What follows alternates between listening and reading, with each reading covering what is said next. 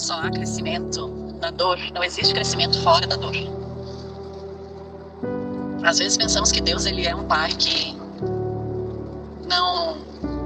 não evita o nosso sofrimento.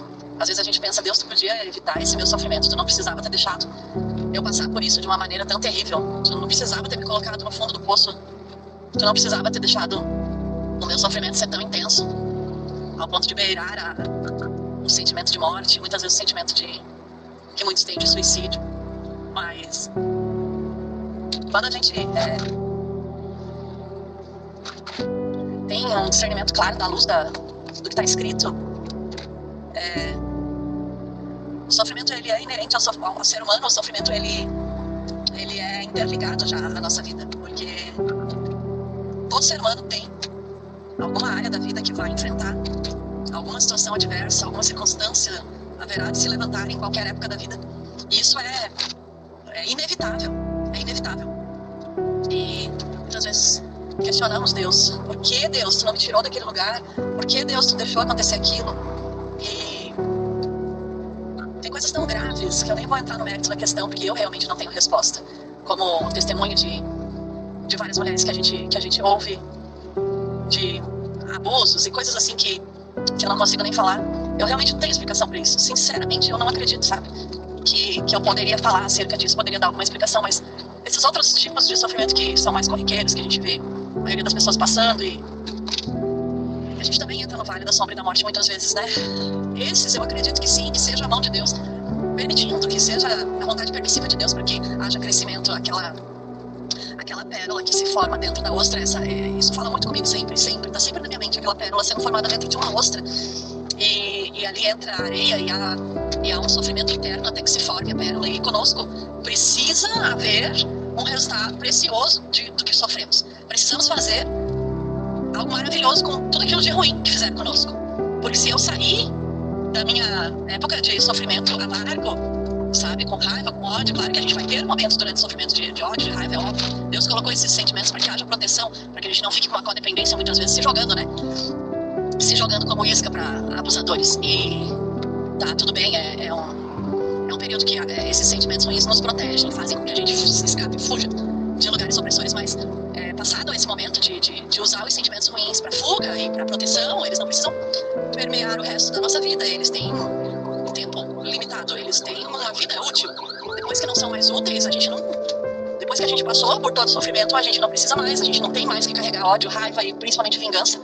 Por quê? Porque a gente precisa entender que aquilo tudo que veio, de certa maneira, aquele sofrimento foi para nos salvar de nós mesmos, das nossas arrogância, soberba, né, e pessoas ensoberbecidas e tudo mais. Cada um sabe o que o sofrimento veio tratar. E depois que a gente sai desse vale da sombra da morte, a gente é tratado, a gente está em processo de cura, e a gente vai sendo curado até o último dia da nossa vida, né? Porque não existe ninguém 100% curado, estamos todos curando, digamos.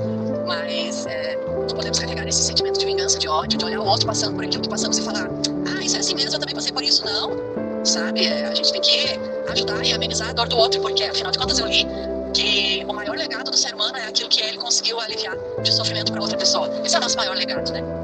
Eu achei interessante essa frase, porque ela é muito real, é muito verdadeira.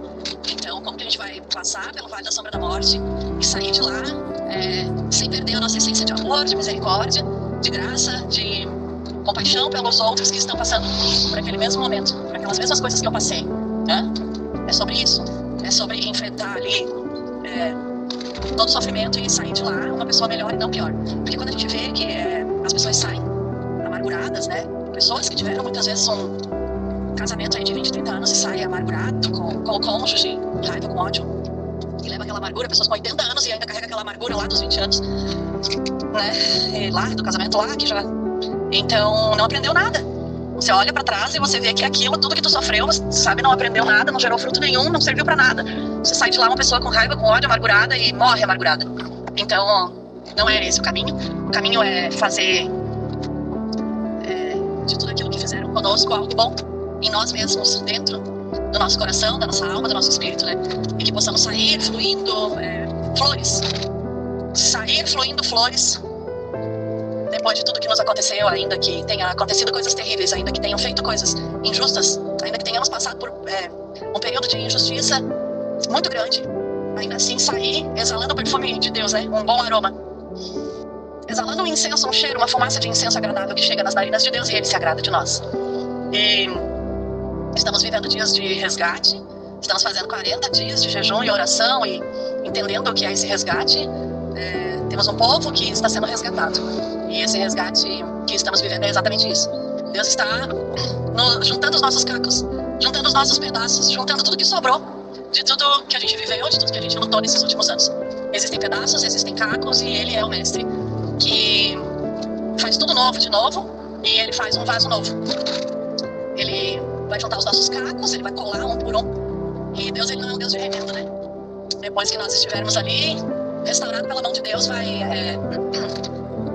aparecer as cicatrizes e serão as marcas de tudo que passamos, serão as marcas do nosso crescimento, do nosso amadurecimento, da nossa evolução, que são marcas que denunciam que estamos em evolução, que estamos evoluindo, que evoluímos, e que continuamos, e que não paramos, e que venha o que vier.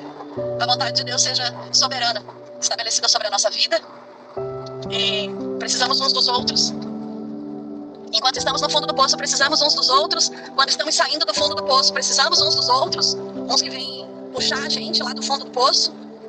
Precisamos uns dos outros. E precisamos uns dos outros porque aqueles que vêm nos derrubar e nos colocar lá no fundo do poço e falar injustiças a nosso respeito, nós precisamos desses seres humanos perversos, filhos do cão, porque são eles que fazem com que a gente cresça e amadureça e modifique e haja uma mudança em nosso interior, sabe?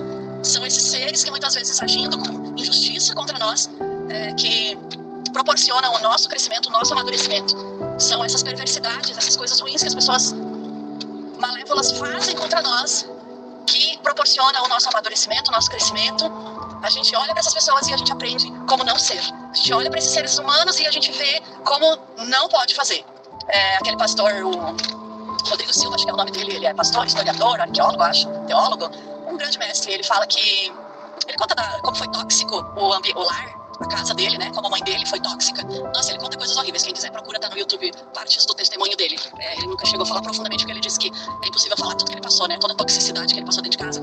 Mas era enfim, não vou falar aqui, quem quiser vai procurar, mas ele fala que ele olha pra mãe dele, né, e ele agradece, porque ele olha nela e ele vê tudo que ele não pode ser. Ele olha nela, na mãe dele, e ele aprende tudo que ele não pode fazer. Então a mãe dele foi a maior professora dele pra ensinar como ele não pode ser na vida, né. E quando eu escutei isso me impactou, porque ele é um grande homem de Deus. Então você pode ver que as coisas ruins que fazem contra nós, as injustiças, gente, elas estão nos empurrando para o nosso propósito, estão nos empurrando para quem nós deveremos ser, para quem nós nos tornaremos. Muitas vezes é isso que acontece.